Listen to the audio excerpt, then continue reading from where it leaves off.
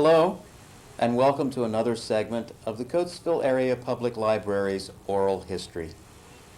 I'm talking today with Jean Hope Irwin, who is another Coatesville native, born in Valley Township and has lived in the area all of her life. Jean, thank you for joining us today. We're glad to have you with us. I'm very glad I could be here. Good. Tell us a little bit about what Valley Township was like when you were a girl. Well, Valley Township was a very good community. It had a lot of houses. There was a North Valley and a South Valley, and I lived on the Valley Road in South Valley. I was born and raised on the Hope family homestead in Valley Township. That was a farm that was deeded to the Hope family by the sons of William Penn, Thomas, Richard, and John, in 1743. We still have the deed to that, and we are one of the few families in the state of Pennsylvania whose farm has never been out of that family since it was deeded to the family. At the present time, it's in the name of Handy. My twin sister, Ruth Hope Handy, lived there, and she passed away in the spring last year, and her husband has it, and his son is about to take possession, and so there'll be another Handy on the farm, but he is a Hope in the background. By birth. Right. And I lived there all my life until I was married. And it was a wonderful place to be. It was Valley Township had a school. It was called Westwood School, and it had 8 grades, and we had 2 floors. It wasn't a one-room school. It had 2 floors, and the upper floor had 6th and 5th and 6th grade, and the first floor had 1st grade, 2nd grade, 3rd grade, and 4th grade, and then we had 7th and 8th grade too. So it was, I don't know how many people were there, but I have a picture of my class when I left Westwood School to come to Coatesville to school. And I know every name of everybody on that picture even today. It was a very memorable time in my life. We had a county superintendent of schools by the name of Clyde Saylor at that time, and he would visit every school in Chester County at one time or other during the year, and it was always a big thing when Mr. Saylor came to our school to visit, because everything was shipshape then. All the floors were waxed or oiled in those days. Oiled? Wooden floors, and they were oiled, and they were slick. Many a child has plenty of splinters in their knees left over from those days. It was a fine place to go to school. Then we went from there to Coatesville in 9th grade, and our township paid our tuition. I remember when we... That would be what building? That would be where the Benner School is now, was the Coatesville High School. Right. And I remember very well when we went to school, we were Hicks. And everybody called us that. We didn't know what it was, but we thought it wasn't very complimentary. But we really didn't care because we were so pleased to get to go to a big school like that. And Mr. Carl O. Benner was the superintendent of schools. Now that school now is an elementary school, but it's still called the Benner School. But I remember Mr. Benner got up in assembly shortly after the 9th graders from the outlying districts had come to school. And he realized that we were being made fun of because we were from the country. And Coatesville was the big city. And Valley Road was considered the country then. It was country. It was country. And he told all the students, he said, I want the students from the city to rise. And so they all stood up, and he said, now I want you to understand something. If it wasn't for these students who have come into our school from the townships, we would not have a school like this, because their township supervisors pay us to educate their students.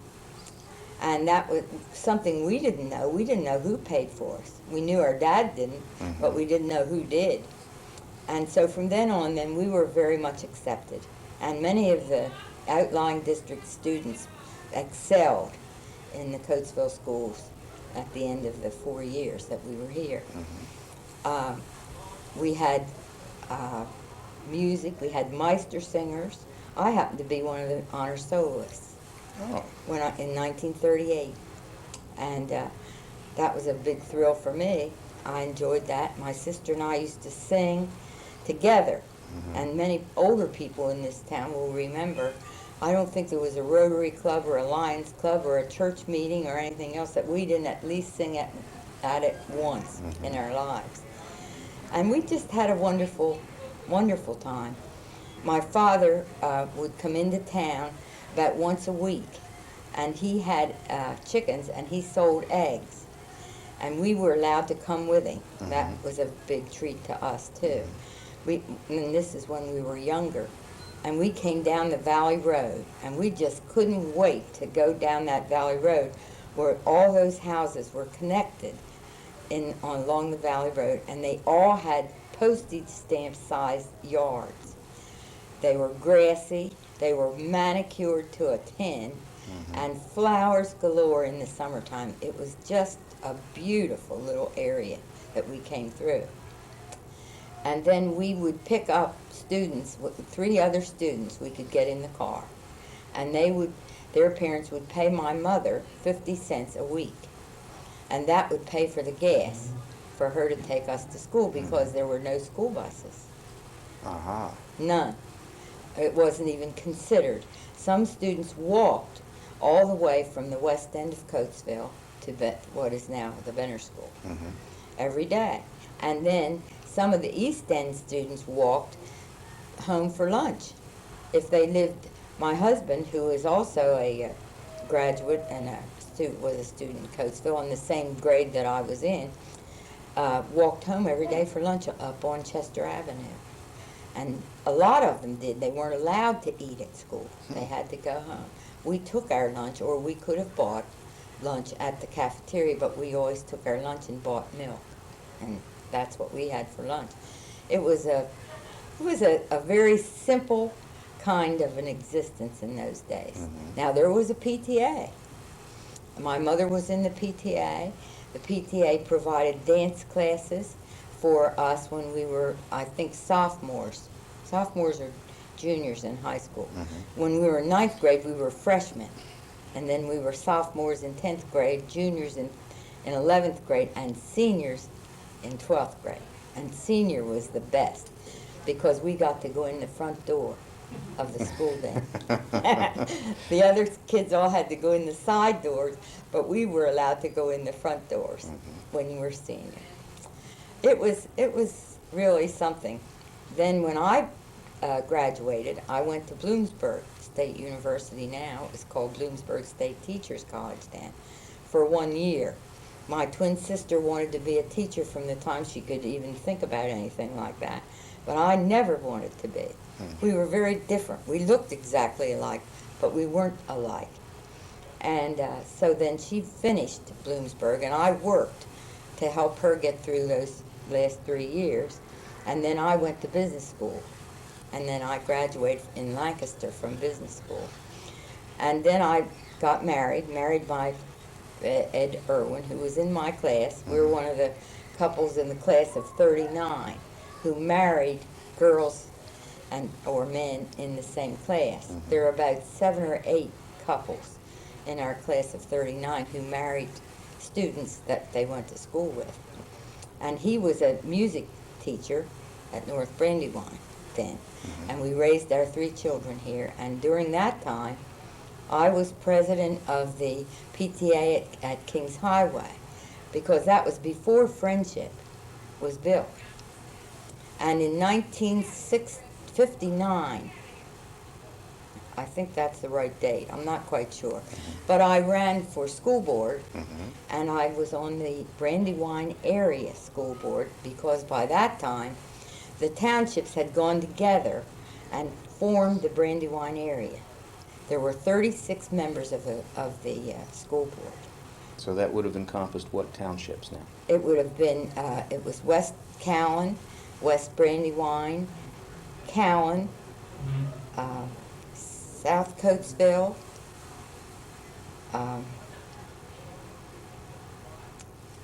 Coatesville, and East Fallowfield Valley. And that was, I think there were 9, maybe I missed one.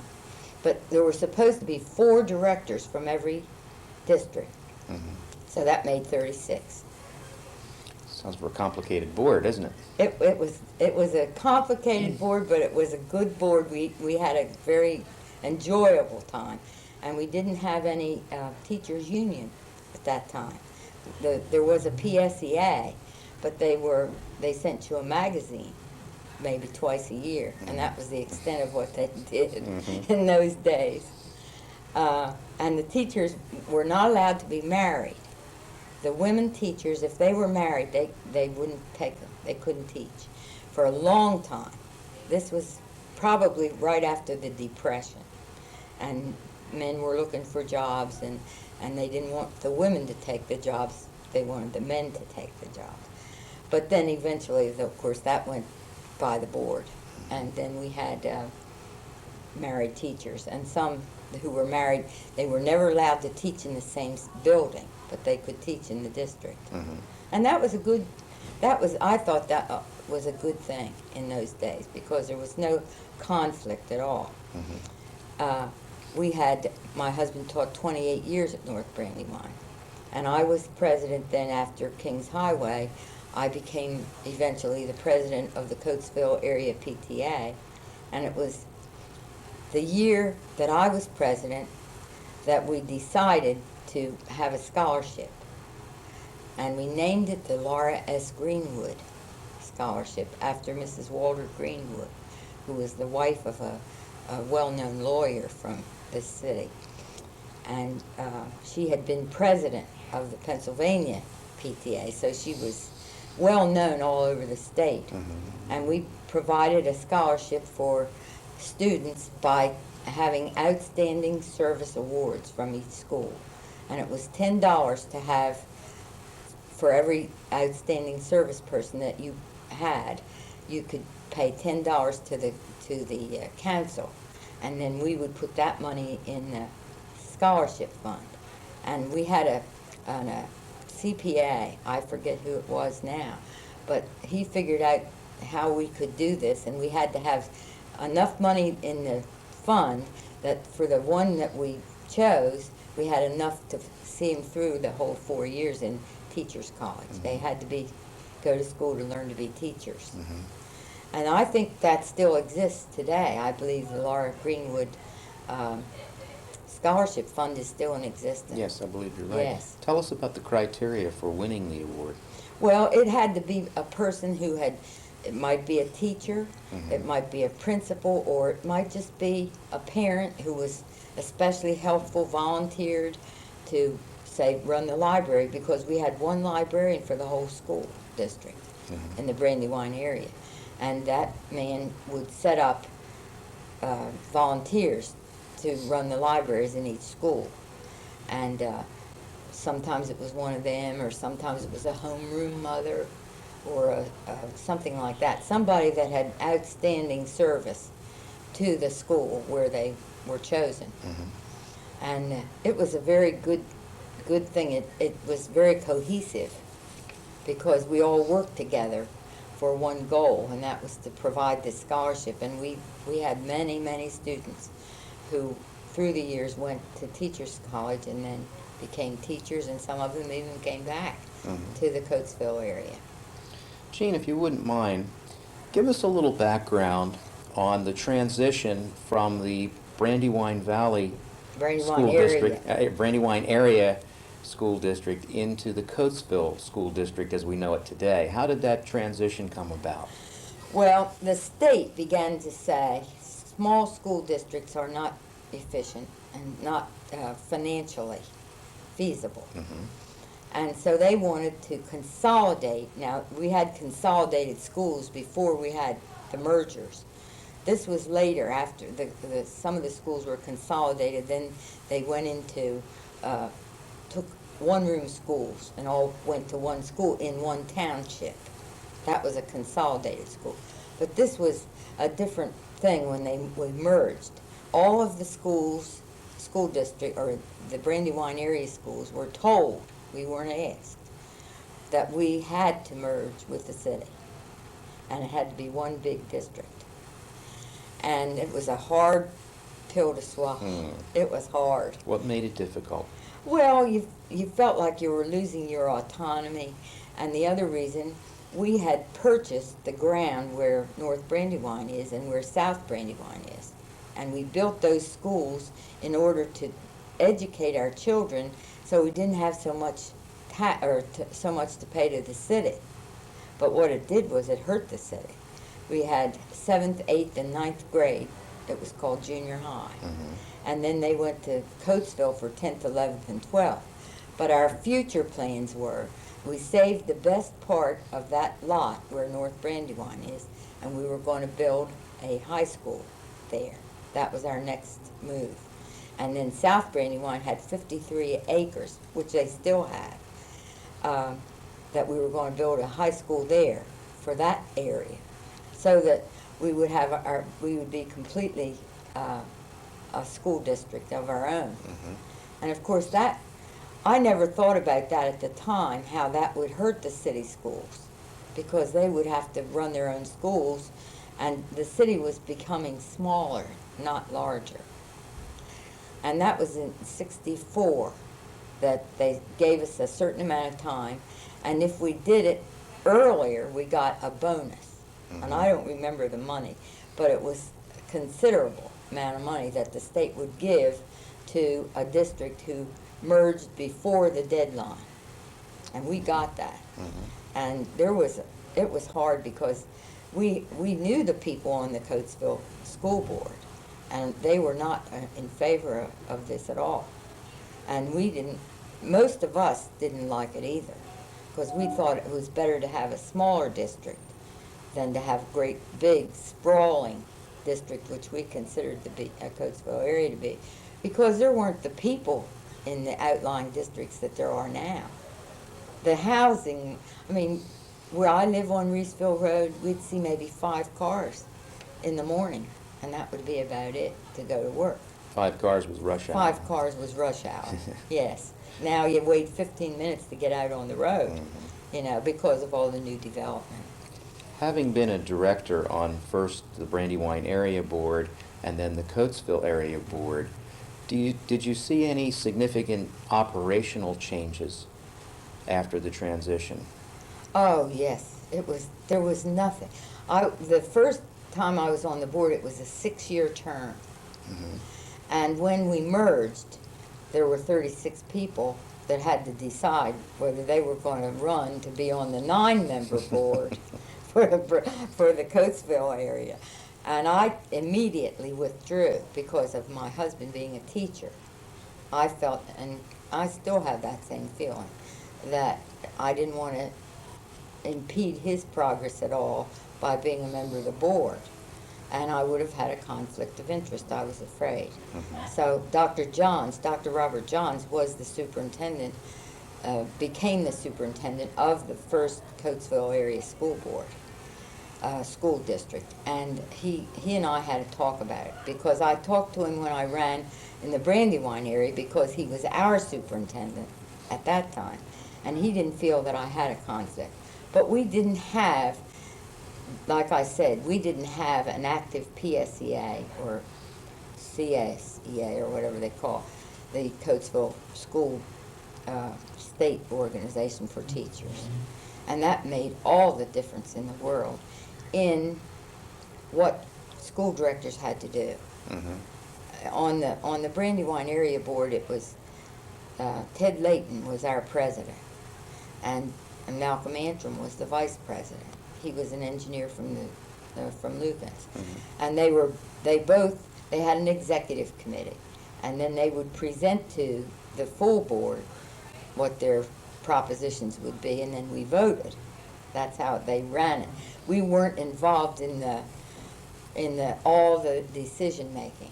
A lot of the decisions were made by the executive board, and then we had to vote. Now we were in the middle when it was a 6-year term on the Brandywine area board, and so they called us consultants, and we sat out the rest of our terms I knit a sweater that year in the board meetings because we just sat there and didn't have any part at all, except we could comment if we wanted to, and we did do that, and suggest things and make observations and so forth, but we had no vote.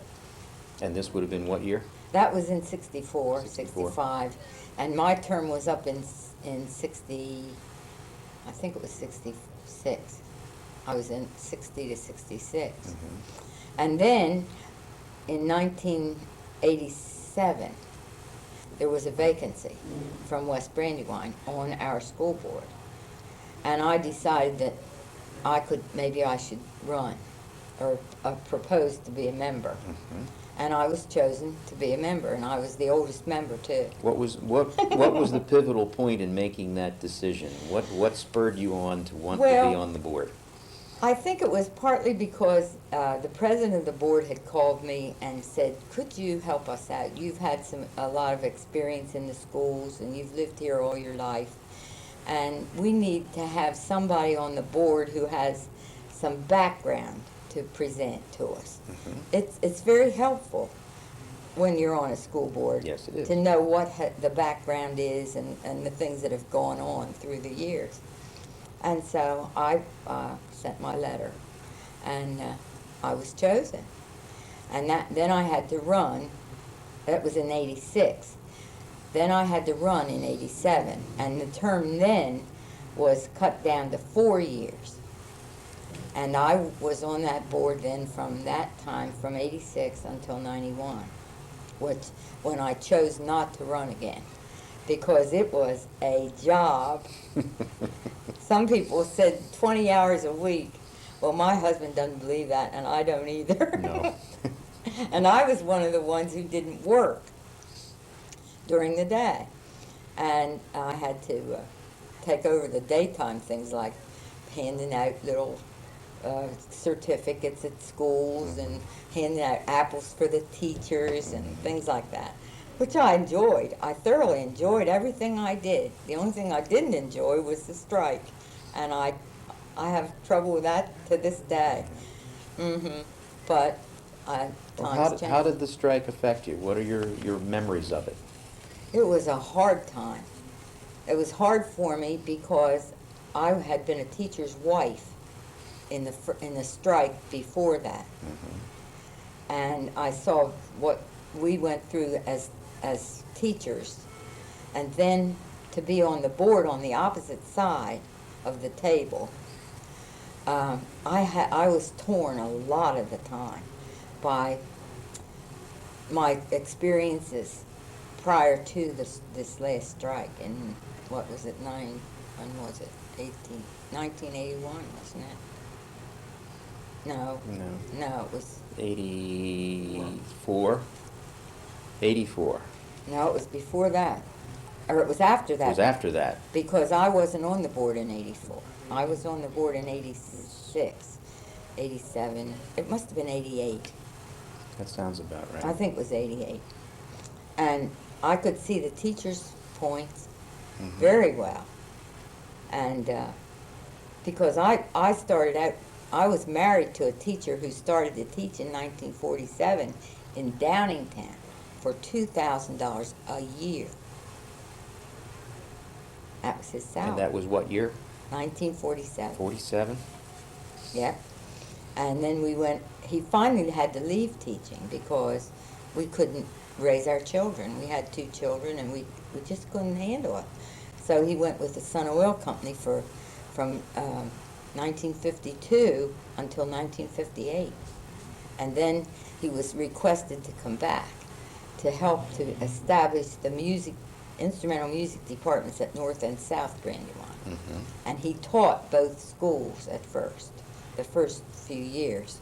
And then they were able to separate the 2 schools and had a teacher for the South Brandywine and for the North Brandywine. But there were lots of things that happened to me during the strike that I don't want to go into because, but it wasn't fun. I'm going to tell you, it was not fun. I'm sure of that. I've forgiven and forgotten a lot of it, and I well, I'll never let it influence me in any way like that, but.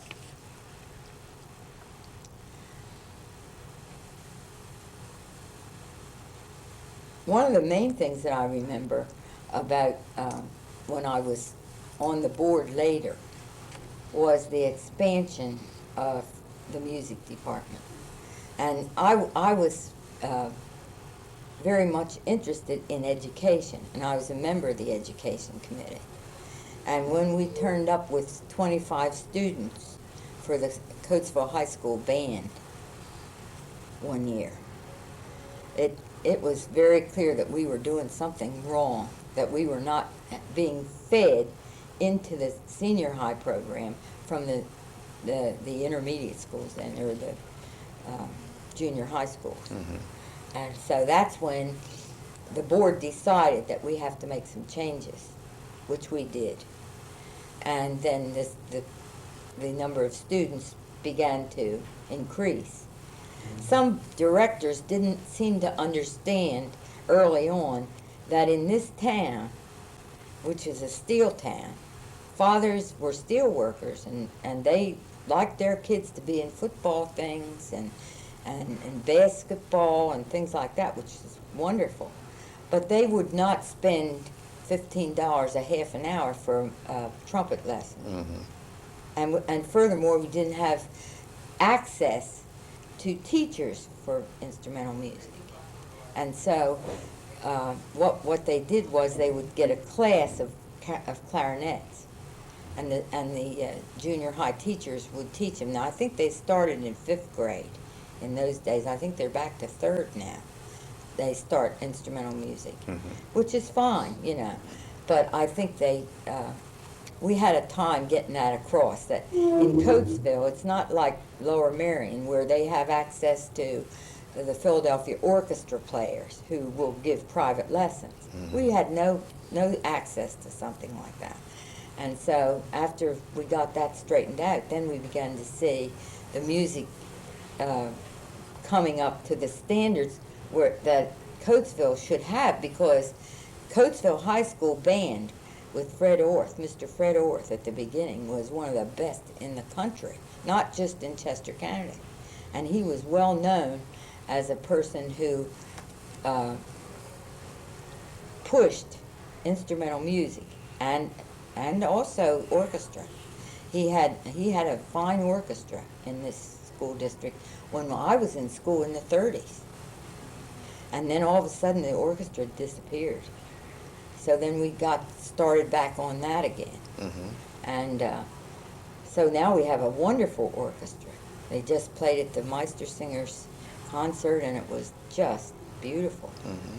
So Coatesville really has a lot to offer to students who are interested in the arts and music, as well as are interested in athletics.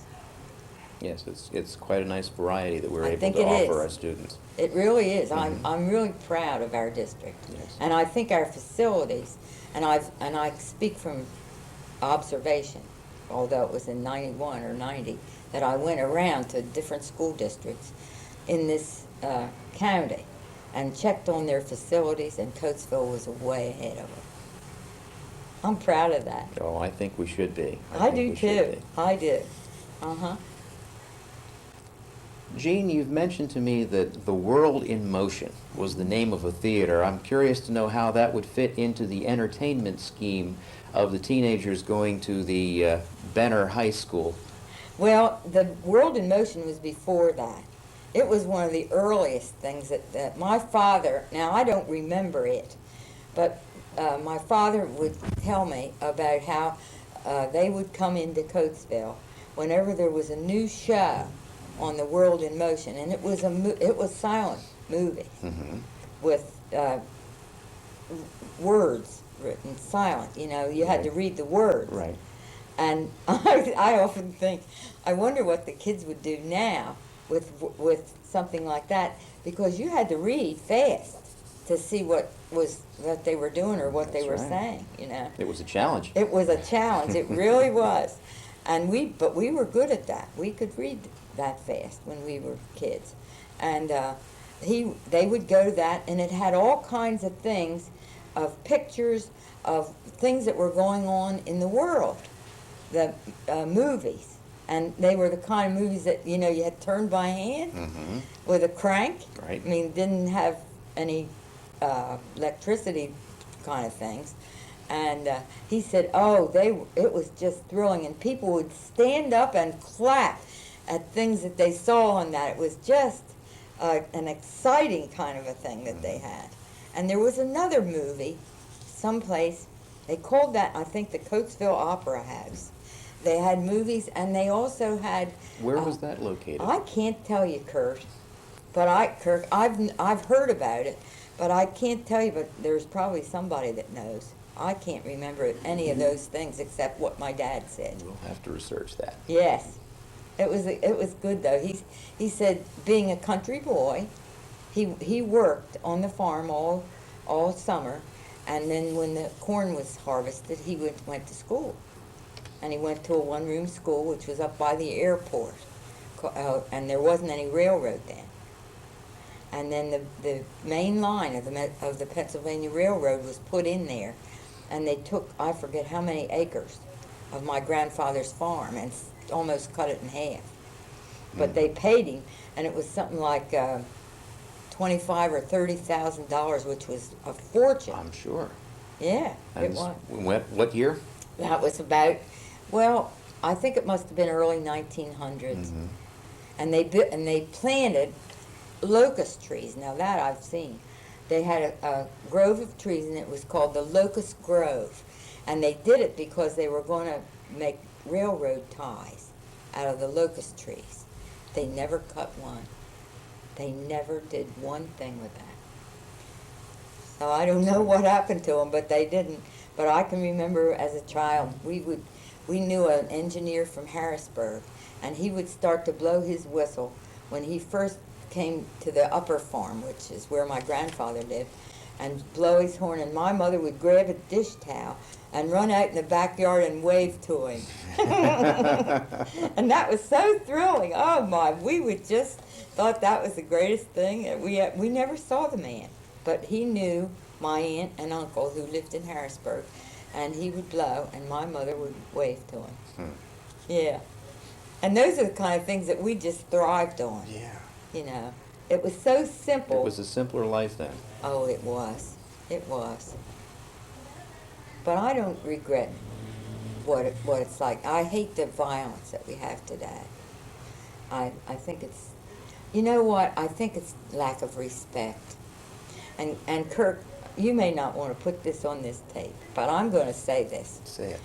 When you get to be my age, and I'm not telling just exactly what it is, but I think children should be taught to address older people as Mrs. or call them aunt.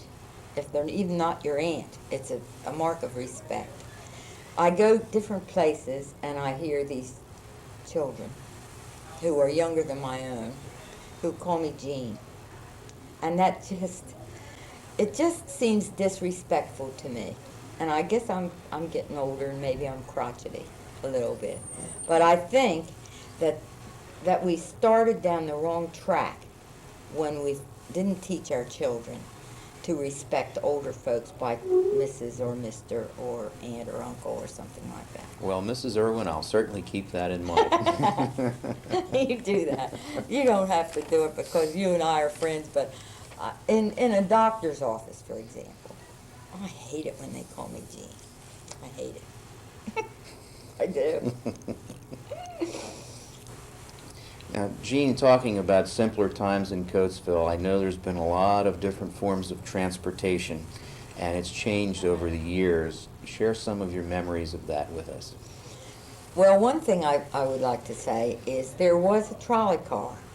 It was called the Conestoga Traction Company, and they had a trolley car that went from Coatesville just beyond where the Reading Railroad crosses the street in Coatesville. And that's where you got off. And then it went all the way to Lemon Place, which is west of Gap. And then it met another trolley, which went all the way to Lancaster. Then in this area, when you got off, if you wanted to go to Westchester, you walked down to in front of what is now the PNC Bank, but which was then the National Bank of Chester Valley, which was the oldest bank in the city. And then would have been in what years? Well, that was about, I would say, early 1900s, because I remember my grandfather took my sister and me down to Coatesville one day, and he wanted to go into the bank. He parked in front of the bank, double parked. Well, in those days, he just thought that was the thing to do. He left the engine run, and we were in the front, Ruth and I. And after a bit, here came this trolley car from Westchester, we were on the tracks. So a man came across the street, and he was standing outside of the car, and he said to a policeman, "I'll move this car." And he started to get in our car, and we did not know him. And Ruth took the keys out of the ignition and sat on them. And we screamed and cried so loud that my grandfather came out of the bank. And here we were out there just screaming and crying because we thought somebody was going to take us. Because in those days even, my mother told us, never get in a car with anybody you don't know, and don't let anybody get in the car with you if you don't know them. And so here this poor man was a friend of my grandfather's, but we didn't know him. And so that was one of the most terrifying experiences I ever had in my life. I'll never forget it, and I think I was 4 years old. Wasn't any older than that. But another thing she used to tell us, when we walked to school, we walked from the farm to Westwood School, and she said, don't ever get in anybody's car if they want to take you to school. You just walk. And then we'd get in the back alleys and walk the rest of the way. But when we were on the Valley Road, there was a man by the name of Andrew Powell who had a coal wagon. It was like a big 2-horse wagon and he hauled coal in it and sold it. And he was from Pomeroy, and everybody called him Andy Powell. Pryor, his name was Pryor, Andy Pryor. And so he stopped his wagon one day when we were going along the road and said, "Come on, girls, you can get in and sit up here on the seat with me with his 2-horse wagon." And we said, "No, we're not allowed to. We're not allowed to get in anybody's car or wagon that we don't know." And so he said, "Well, hold on to the lock." There was a big, long metal thing in the back that had a round handhold on that you could put a brake on. You could brake the wagon so it wouldn't move. So Ruth and I held on to that lock and ran after the wagon all the way home. But we didn't get in. I remember that so well. Yeah. But the Conestoga Traction Company would give you a trolley ride all the way from Lancaster to Westchester if you made two changes. Made 2 changes. And then Lucan's every year had a big picnic up at Rocky Springs Park in Lancaster. And they had cars that were open.